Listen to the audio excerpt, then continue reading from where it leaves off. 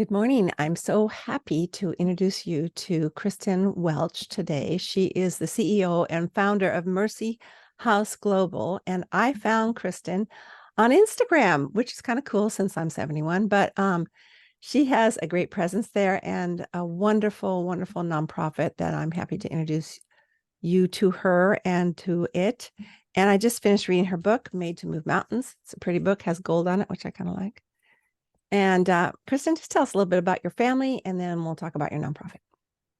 Yes, thank you so much. I'm happy to be here to meet with you and speak to your listeners today.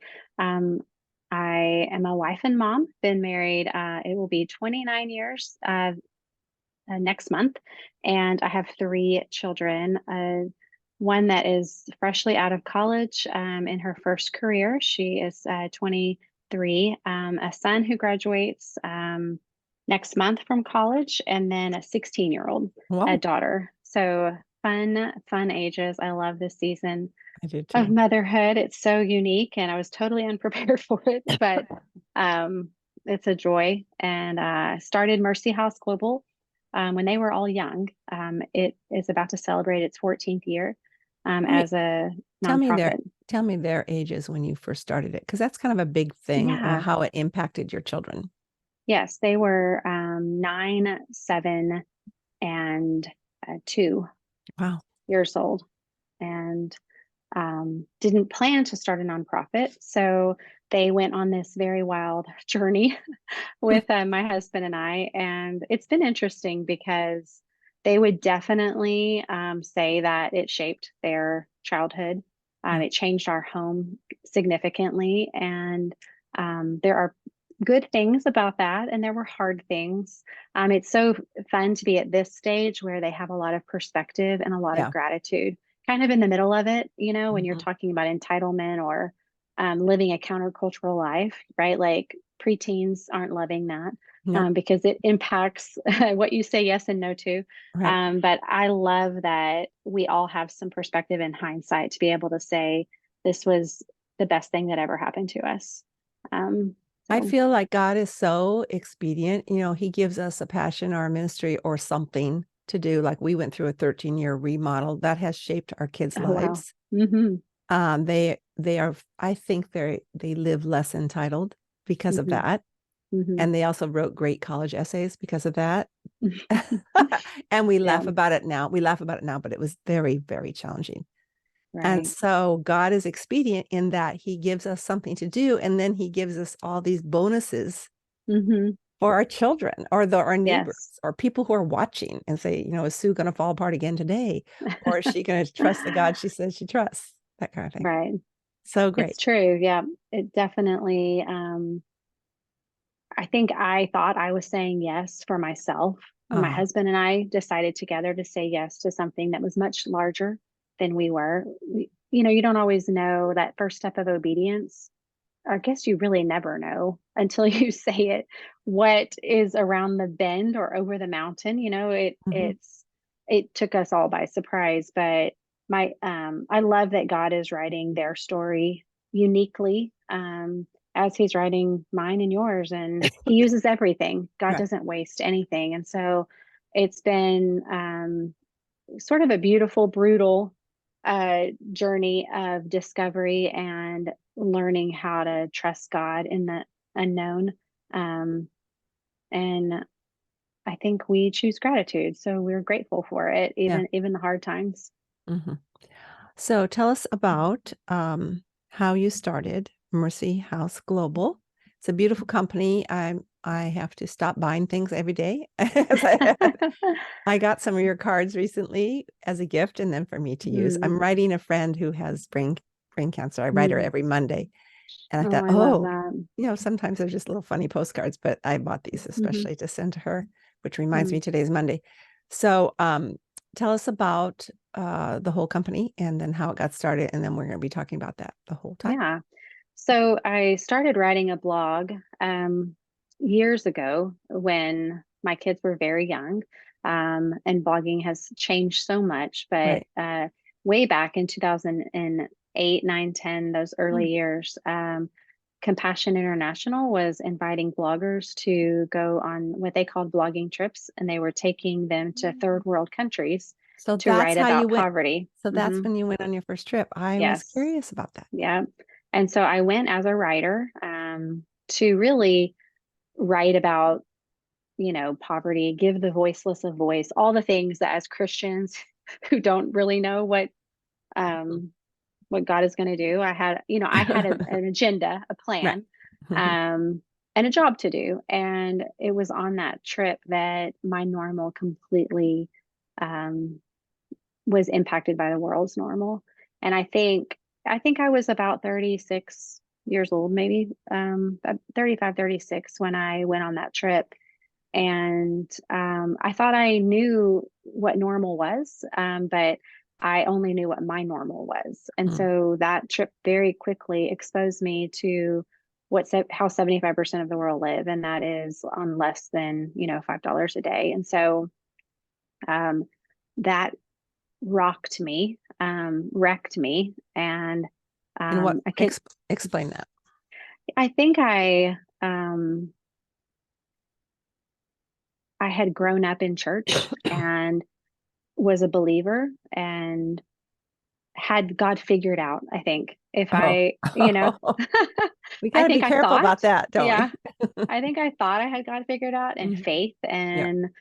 But when I said yes to the trip, I was, in achievement mode and like, oh, and I want to have this success and I want to be invited here. And um, I really went on that trip as a believer that um, wasn't living out their faith with action.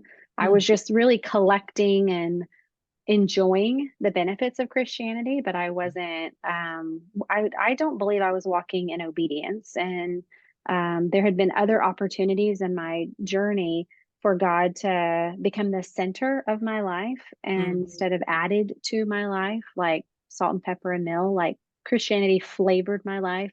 I wasn't living. I wasn't living the life I was called to live. And I don't believe we have to go to Africa to live the life we're called to live. Yeah. I think we have opportunities along the way to respond to what God is doing, whether it's financial struggles, a marriage that's needs, that isn't thriving. It could be elderly parents, sandwich generation. I mean, there's so many things, right, that we go through that give us an opportunity to be redeemed in a way that it changes everything. For me, I think because I'm stubborn, God had to take me out of my comfort zone and out of my normal so that I could see the world's normal for the first time and do something about it. It was that last thing. I think to do something about it. I believe personally that I am not unique in my calling to care for marginalized people. I think that some people are called to do that, but I believe everyone is commanded to care for the marginalized in some way, to Mm. care for vulnerable people. You cannot separate that from the word of God. Just in Deuteronomy alone, 22 times it says, remember the vulnerable, remember the marginalized. So we have a command, and that looks different for every person. It could Yes. be caring for an elderly neighbor or a widow in your community, a woman with brain cancer. Like, how are we caring for Mm. vulnerable people, children Mm. who are vulnerable in foster care? I wasn't doing that. I wasn't caring for vulnerable people. And so um, that was really my moment, my Mm. crossroads of I can continue to live this life without perspective. And perspective is a gift. Yes, it is. It shows us what we have instead of what we don't. And we often live from a place of what we don't have. And perspective reminds us of what we do have. And so I had this huge perspective shift, and I realized that my world isn't the world's normal. And the biggest deception is that I believe that it is. And so I had this huge moment of clarity. And I like to say I woke up in a slum in Africa. And by waking up, I woke up from my slumber and that really was about the American dream. And I was on a path of the more the better, the bigger the better, um I wanted to be known. That's why I was a blogger. Not that every blogger wants to be known, but it was That was my core need. I wanted a name for myself. I wanted to write books. All of those things aren't bad in and of themselves, but my motive wasn't 100% pure. It Mm. was, I've got something to say. Please listen to me. And God used that to speak very clearly to me that I could continue to live a life that honestly felt pretty empty. And really, I think I went on that trip without joy and purpose. And those are the two things that I have not lacked since returning. I have a lot of joy and a lot of purpose.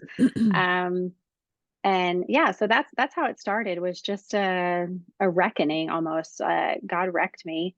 And I came home and wanted to do something about it. Mm. I wanted to respond. Doing nothing is a response to. And I had had a really difficult season in my marriage prior to that trip. I had had a premature baby prior to that trip. I had all these opportunities really to respond in a way that was just, I'm going to live my life differently. I'm going to let Jesus be the center of my life instead of, you know, added. Um, and so after that trip, I just knew that this was an opportunity, another opportunity for me to respond in a way that glorified Him, changed my life, and brought joy and purpose. And that's exactly what it did. When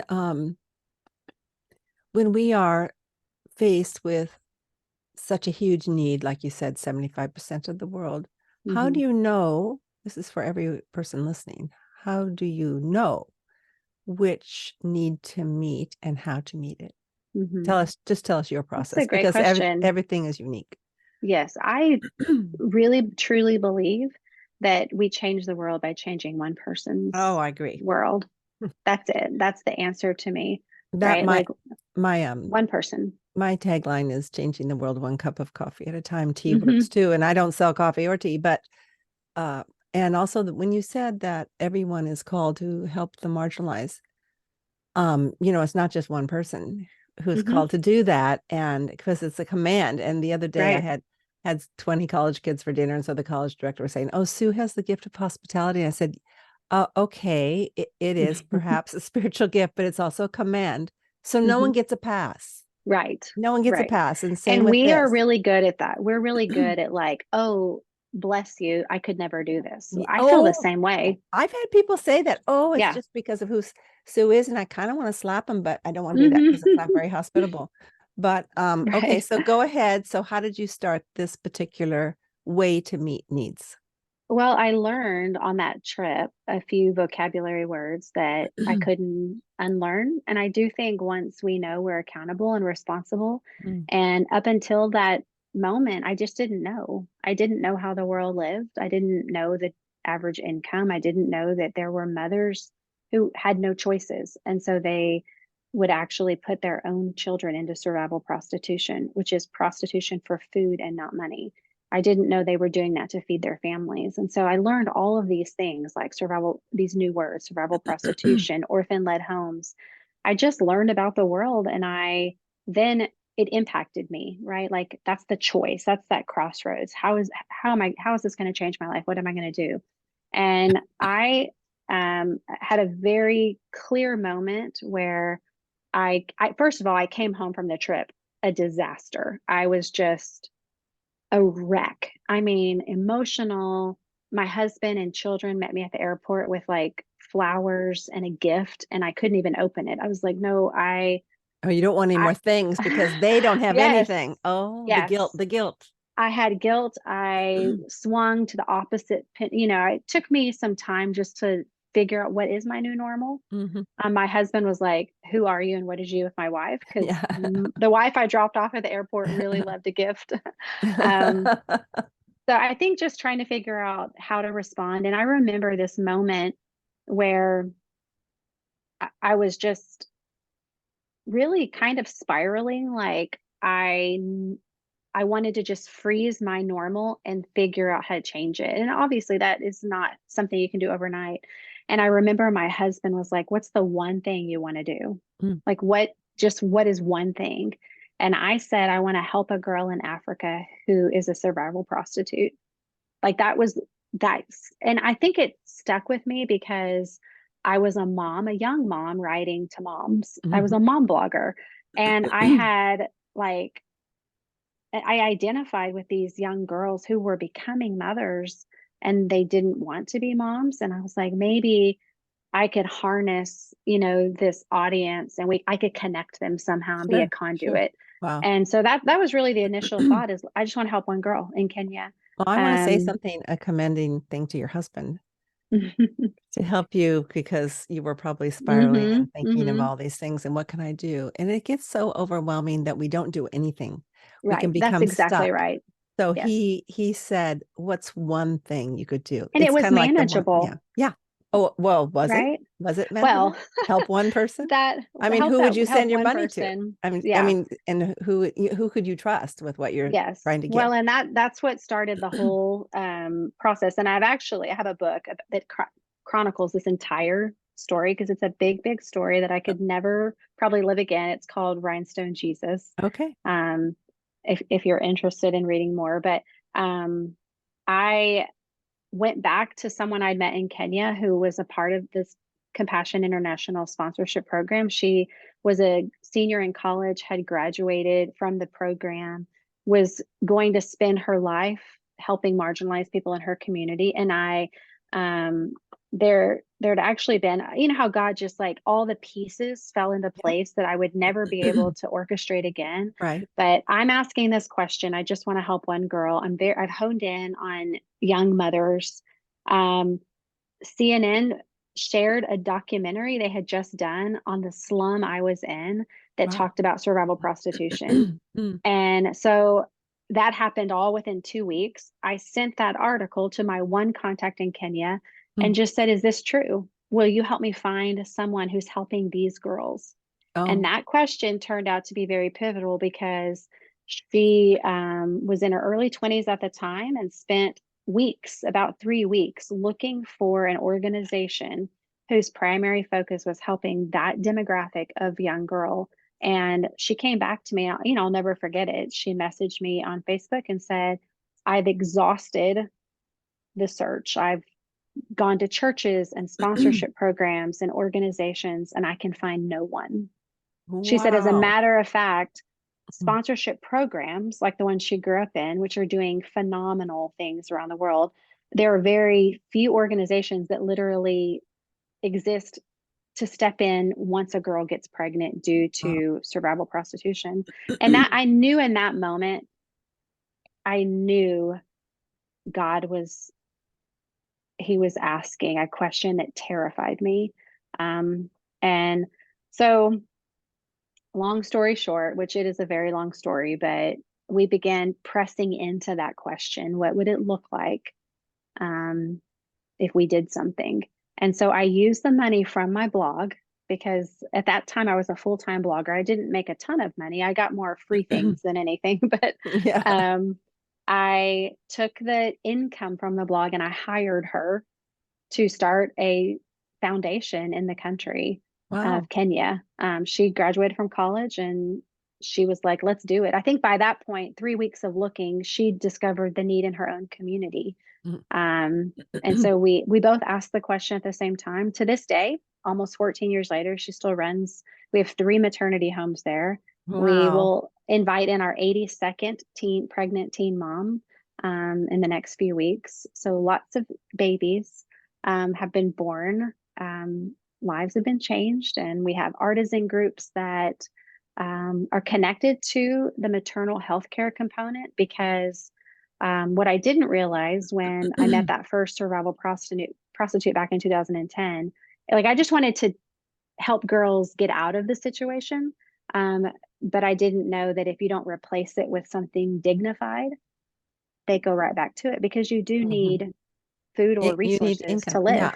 You I need noticed income. I noticed you use the word dignified often in this hmm book, hmm Made to Move Mountains, and it would kind of startle me hmm because we're kind of used to, well, of course we're going to live with dignity, Right. but it's not, of course, for them. Exactly. And we have the largest number of slaves in the world today than we've ever had in the history of mankind. Mm, And it's not just sex trafficking, it's labor trafficking. mm. And we have had girls get pregnant from labor trafficking, as many as labor who were labor trafficked as those who were sex trafficked. And Because they're attacked.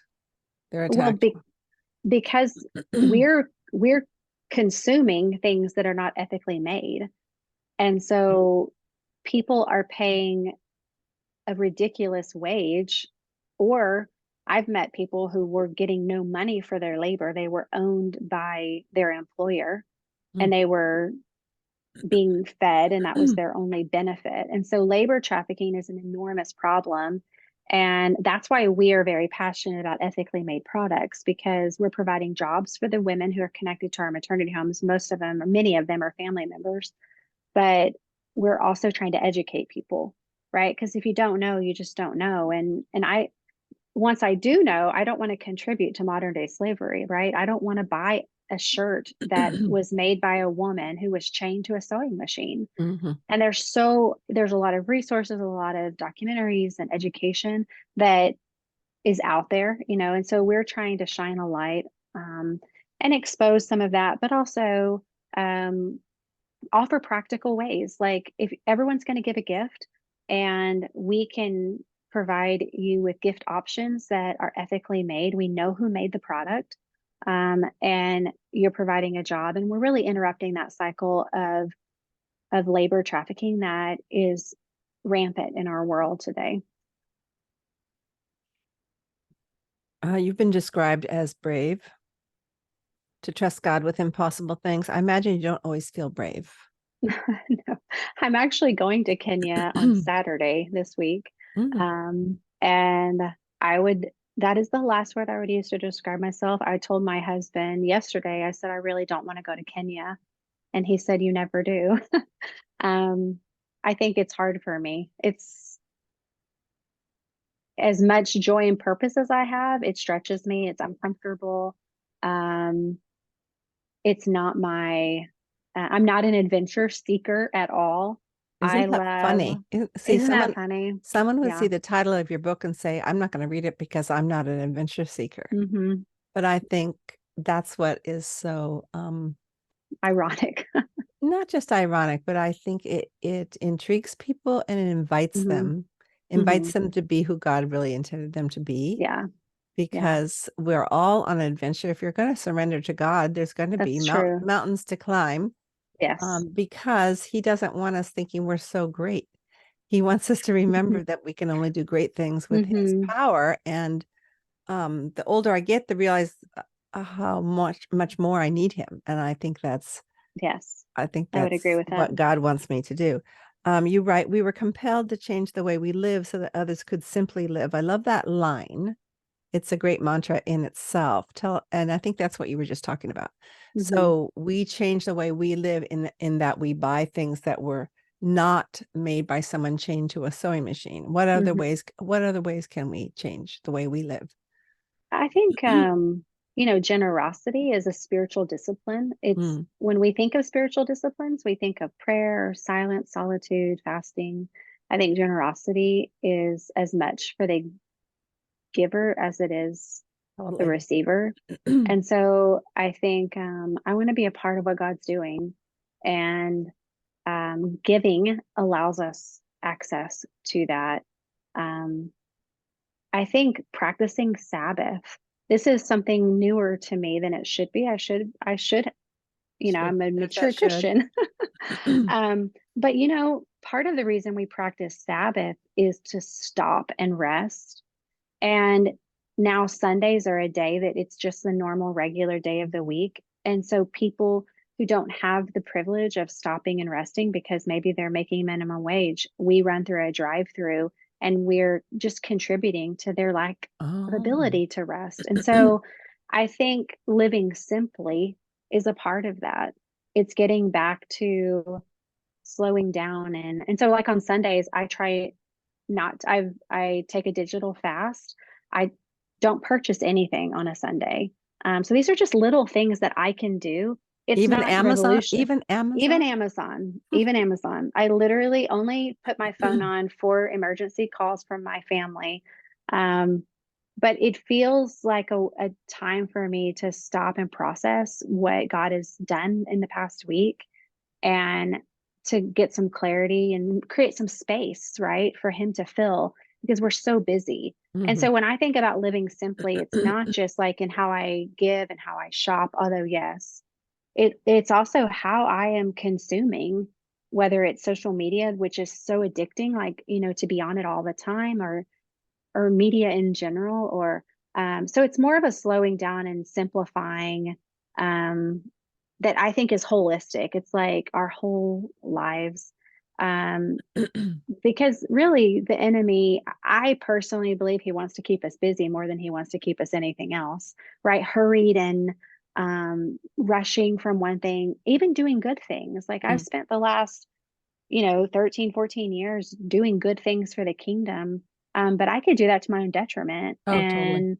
and really create a false sense of like I'm, helping the world and losing my own soul. And so I think living simply to me is a whole life approach.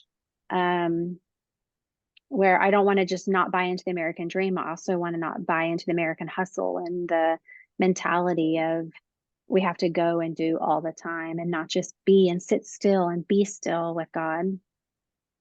I read recently, is God now pro-exhaustion? Hmm. And he's not.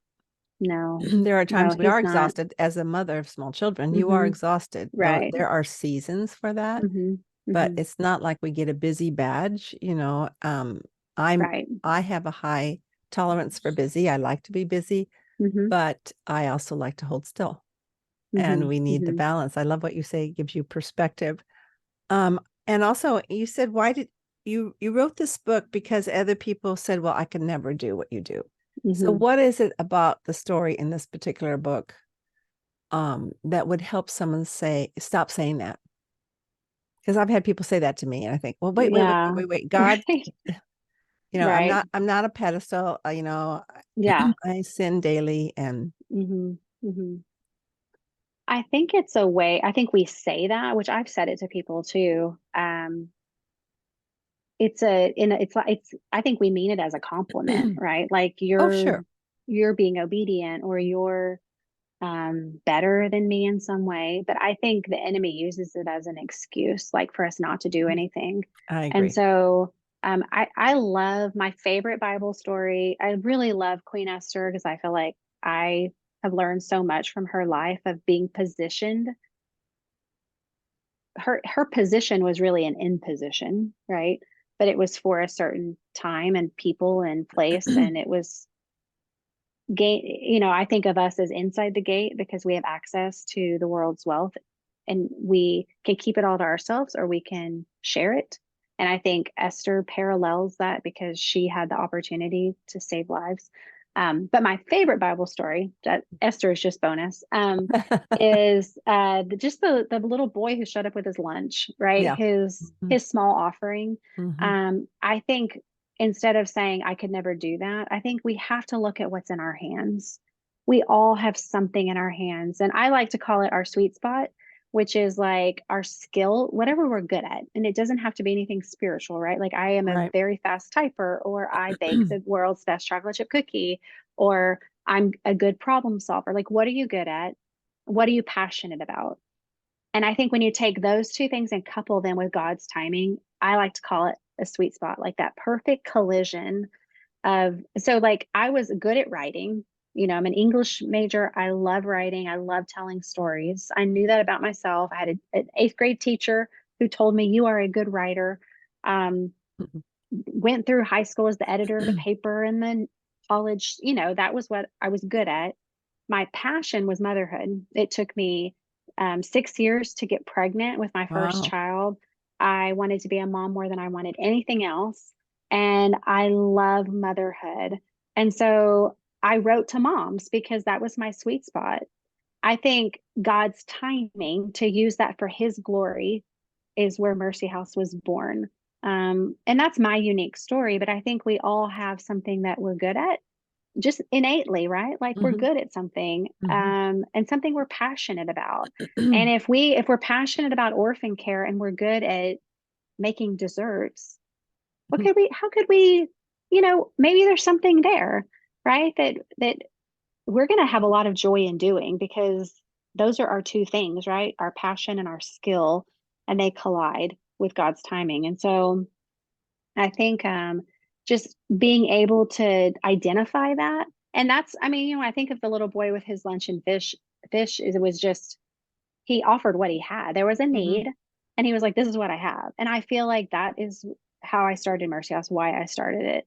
Like I was like, well, I have a blog and women read the blog, and maybe I could use that. It's not much. I never expected for God to multiply it and do what he's done today, but then he gets the glory and I don't. And so I Right. just think, what is that we have? I passionately believe that we all have a sweet spot.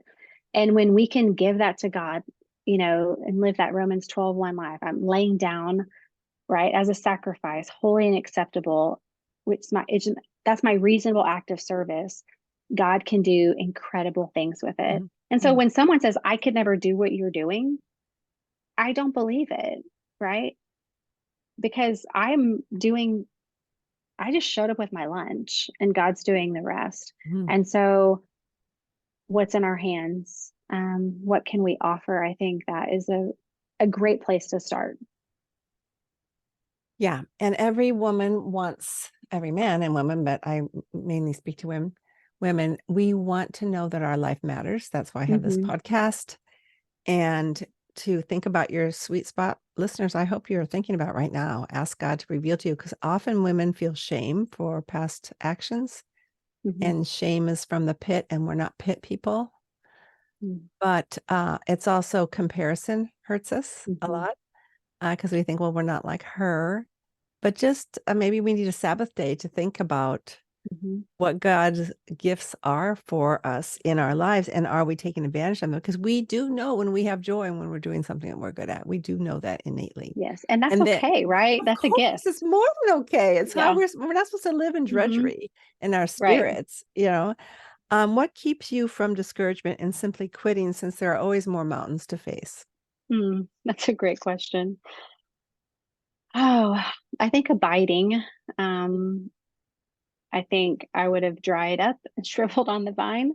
I think abiding in Christ is it, that because this work is exhausting. Our mission at Mercy House Global is to empower vulnerable families with opportunities that create hope. So we are actively stepping into the lives of vulnerable people on a daily basis here in our community, women who have been trafficked. Um, we're providing a safe workplace for them in our warehouse Oh, here, so not just not in only just in Kenya. Kenya. Yes. Um, we are working with refugees from all around the world who ended up resettled in Houston. And so they make all of our candles, all of our spa products. Oh, So we actually changed our name to Mercy House Global, because we're not just working in Kenya. We're taking what we've learned in Kenya and just loving our neighbors right here in our mm, city in Houston. But it's exhausting work. It is mm, difficult. It's unpredictable. And without there's this steady steadfastness of abiding in Christ, I would be, there's no way I would continue this.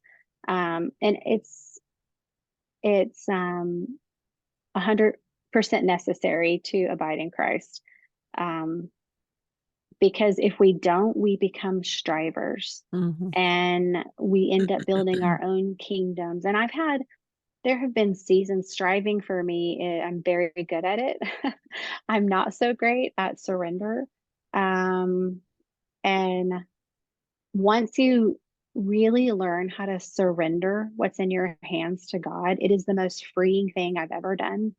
I'm more of a new surrender. I mean, I've worked and done all of this for a long time, but my pattern was to obey, surrender, pick it back up, strive, obey, surrender. Um, and I got into this loop of like fear and worry would cause me to pick it back up. Mm, And God really convicted me a year ago that it was idolatry, that I was trying to be God. That's when I would get consumed with fear and worry, when I would step into the unknown and worry that I wasn't going to have enough, right? Like that's where fear comes from. Right. And so I was pressing into this scarcity mindset and forgetting that God in his abundance is the author of all of this. It's not up to me for it to continue. And I'm obedient. If it ends, it ends. And so really like surrendering and staying surrendered has been the most freeing thing I have ever experienced in my life. I highly recommend it. I'm okay with whatever happens. I literally mean that with all my heart. Um, if my work ends, I'm okay with that because it's his to continue. If my job ends and the work continues, I'm okay with that. I want what he wants. And being able to live in that place of surrender is um it is exhilarating because I think of surrender when you pare it down, it just means trust, right? Like I trust his plan and it's so much better than my plan. And just learning how to get out of the way. And it's a wild ride, this life of obedience that I wouldn't trade for anything. So Well, it's also, abiding, surrendering.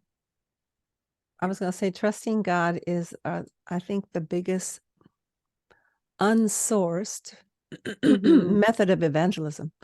Mm, Because if people who don't know God see a person who mm-hmm. actually trusts God, Mm-hmm. then they will want that too. Mm-hmm. Yeah. Yeah. That's beautiful. I agree with that. And I'm living proof of that. And I'm still learning. Mhm. I feel like I'm in a classroom right now called Surrender 101. And I it's weird to me. Like I was trying to describe it to my husband that I feel like this tiny seed of surrender was planted in me. Um, and it's grown and grown and grown and now taken me over. And I am like, whatever God wants, I'm okay with. And because that's where he is, right? Like he is not surprised. He's sovereign. He knows what's next. And so, whatever mountain appears on our path, which there are going to be mountains. There's a Haitian proverb that I share in the book Yeah, that it's a good is one. like beyond the mountains, there are There are more. mountains. Yeah. And I remember I was in Haiti when someone told me that because every literally you turn around a bend on the road and there are more mountains. And I think that is so true of life. But God is in the mountains, right? He's in the valleys, he's on the mountaintop, and he's journeying with us, and nothing takes him by surprise. So I also stopped expecting it to get easy. I think I kept thinking I would have a season of like, we've finally arrived and this is going to be easy. And I don't find that in scripture or in my own life. So I've lowered my expectations. Like it's just going to be hard, but it's going to be good and fruitful and a lot of joy and purpose. And that's a great balance. I know when I figured that out, not that I figured it out totally, but I thought, oh, I was kind of disappointed. I wanted things to get easy. Mm-hmm. It's like retirement. I'm speaking to someone this afternoon about recalibrating our lives and do we actually retire? Well, our Mm. pastor says you don't retire, you retread. You do, like I was driving 6 hours in LA traffic yesterday. I thought, how much longer do I need to do this? I love to do Mm. it, but could someone fly me Mm-hmm. somewhere? That would be nice. Right. But I also know my limitation. I'll have more Mm-hmm. limitations, and you will too. You might find. I think the beautiful thing is if we can just say, "Oh, the work has stopped." Oh, well, that doesn't strip me of my worth, and Right. Right. it doesn't depress me because it's not my work. Exactly. And the problem Exactly. with all of us, Christians and non-Christians alike, is that our identity comes from what we do. Mm-hmm. And Mm-hmm. it's so silly. But It that's why is. we go through like, oh, our kids aren't home anymore, or our kids aren't calling us Mm-hmm. anymore, or our Mm-hmm. kids have passed away before us. I mean, our whole identity is caught Yeah. into something we've done Right. always. Right. And one reason maybe the Lord allows that stripping is to remind us, hey, I'm here. I'm over here. I've been here all Mm-hmm. along. And guess Mm-hmm. what? You belong to me, and that's your main thing. And your identity is in me. Exactly. Exactly. I Right. love your self-description. I lead with a limp. That's very true. It's true. It's you still lead though, Mm-hmm. and all of us are Yeah. leaders, no matter we don't have to start a Mm-hmm. nonprofit to be a leader. It's very Um, true. You say that God moves mountains not by changing our circumstances, but by changing us. How is that a comfort, though, for the one who is desperately praying for a changed circumstance? I think that we don't always get to choose the circumstances. I mean, usually we don't. Sometimes we create our own circumstances that are hard, but oftentimes we don't. And I have a circumstance with one of my kids that I would like to change. She has a health issue. I wish it didn't exist. Um, but her positivity and the way that she continues in spite of it, it is encouraging to me. And I think we can glorify God with our attitude and our, um, not that we accept it and we give in to those circumstances, but He is bigger than the circumstance. And I think, like, hope, I always say hope springs eternal. Like, when we don't have hope that He can change the circumstances and that He can miraculously change the situation, those are, that's a dark place, but there's always the hope that He can do the miraculous. But if He doesn't, we're still going to praise Him. These are hard words to live by, but I think the alternative is to be sad and miserable, Yeah. and that's not very fun either. So, You say nothing makes us feel more alive than stepping into the unknown. I'm not sure everybody would agree with that. I think that they might feel well, terrified more than alive. But is that the same thing to yeah, feel terrified and to yeah. feel alive? Well, I mean, like, when I think of feeling alive, it's probably terror, but um, you're so aware of the moment. And I think we're not always living in the moment. Oh, you're right. You're so right. We're like living in the next moment Hmm. and stepping into the unknown. It's like all of our senses, because we don't know what's coming next. And so our senses are more alive because we're expecting God to show up, right? Like that space between where we are today and where He's asking us to be, like that first step into the unknown. And I mean, the very first day that my husband and I were like, we had spent months becoming, a nonprofit, and we were like, we were going to announce that we're going to start this. And people thought we were crazy, Of from course. family, friends, church. Everyone was like, you know, I wouldn't say we were just overwhelmed with support. We had a lot of people who were afraid for us. Like, Sure. we've gone Yeah. off on the deep end. Hmm. And so I remember the night that because I was a blogger, like I launched it on my blog. Like, this Hmm. is what God has told me and my family to do. Um, that night, when I hit publish, I told my husband, this is what it feels like to free fall Mm. right now. Because, you know, just as much as God allowed it to be successful, and He did that for His glory and not because of anything I did, He could have just as well allowed it to not be successful. Mm. And there would have been incredible lessons to learn in that too. It's not about the success or failure. It's about the stepping into the unknown, Hmm. because that's what stretches our faith muscle. Hmm. And if we don't ever stretch that and we only do things that are known, well, that's kind of boring. Like, Yeah, it you're it right. does make you feel, I don't know, this sense of awe that there's something much bigger than us Mm. happening. God is at work and we are His hands and feet. And I don't think that I was the only person who could have started Mercy House Global. I do not believe that. I think I might have been the 10th or 1000th person that God said there's a need of it that needs to be met. And I said yes to it, but I don't think I was the first person or the only person He asked. Mm. And so I think there's a lot of questions in front of us. How Mm. are we going to respond to them? Someone told me once that trusting God is like jumping off a cliff and finding out it's only a curb. Yes, But that's good. you can still stub your toe on a curb. I did just 2 days Hmm. ago, actually. Um, and we'll close with this question because there's so many. But if we only love the neighbors who look and act like us, we are not loving our neighbors. And I just think that's something that needs to be said more often. It's one reason I Mhm. wanted you on my podcast. How can we take action steps today to love our neighbors who don't look or act like us?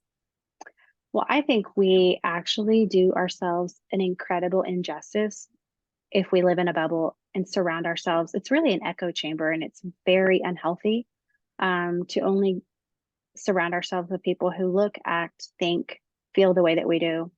One of the most amazing things that I'm most proud of um, is inviting survivors of trafficking to be my coworkers. Nothing in my life has given me as much perspective and helped me to see my neighbor um, as my neighbor and not as someone who, fill in the blank, however we stereotype people, um, which we do it, right? We have critical spirits, whether we are doing it outwardly or not. We have thoughts that from how we were shaped or our own upbringing or whatever we're bringing Absolutely. to the table. But to be able to open our hearts and our homes, our workplaces, to people who don't look and act like us, who come from different backgrounds, the most impactful thing I've done as a woman in a local business here in my community, because it the perspective is incredible. Um, the opportunity to care for someone vulnerable is so life giving. And we have neighbors, no matter where we live, right? That we have vulnerable people in our communities, in our neighborhoods, in our schools and churches, and they aren't necessarily going to look like us. Mm. They might have made choices that are different. But I think heaven is going to look a lot like that, Oh, I do right? too. I Hmm. think eternity is going to be filled with people that we might even be surprised, right? Like, oh, didn't know you were a believer. And so we can experience a little of that heaven on earth by just opening up our our homes and our lives. I it's something that I will never regret doing. Mm. And it's addictive. I want to do more of it because um, I love what it's teaching me. Mm. Um, how it's showing me to love people wholly and not with preconceived ideas Mm. of who I think God is or who I think I am. Um, as you know, my podcast is on legacy. What legacy do you want to make sure that those who know and love you will receive from you? That's a great question.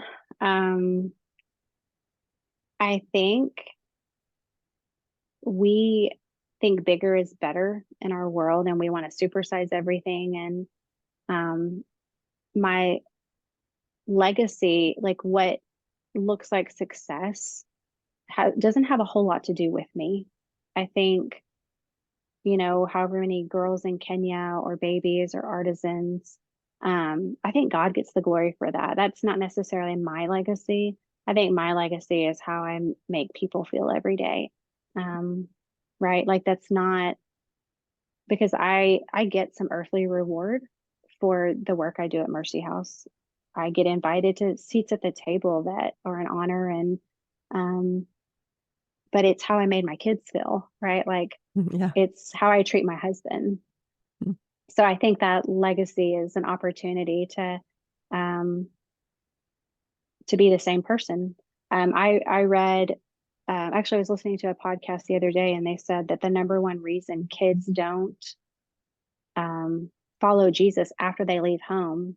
There was this research done, and then it surprised me, although I understood the answer, but it was hypocrisy. Of course.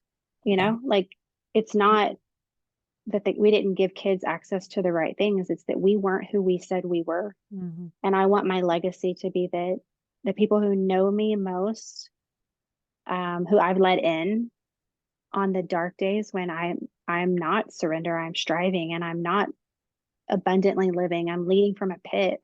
I want those people to be able to say she was the same person. Um, that would be my legacy. Yeah. I was speaking to a mom's group the other day and I said, I think the main lesson for us as mothers is to learn humility, because our kids see us behind closed doors. Yes. And may we show them that we are not always wringing our hands with worry, but clasping them in prayer instead. My girlfriend said her biggest memory of her mom was looking down the hall, and her mom would have her door open. I wonder if it was on purpose, and kneel by her bed praying for her and her brother. Makes me kind of cry, because she was a humble woman, Madge Miller, and that's the legacy she gave her daughter, that she's also passing down to her kids. And it's a beautiful thing, and that's the main thing. I think one of my questions is, how does your life embody the welcoming heart of God? I would say maybe you answered it when you were saying how much you enjoy having these women come and work alongside of you. But if you want to add anything else? I think it's in the daily, mundane, unplanned moments. I'm an achiever. I like to get a lot done. I like to accomplish things, set goals, but those aren't the what I cherish. It's the unexpected moments of hospitality that I think welcome God into my life and into the lives of others. And so both are okay. It's not a bad thing to plan and want to achieve and succeed. But I think sometimes we miss the moments, and we miss the opportunity because we're trying to get to those big moments. Yeah.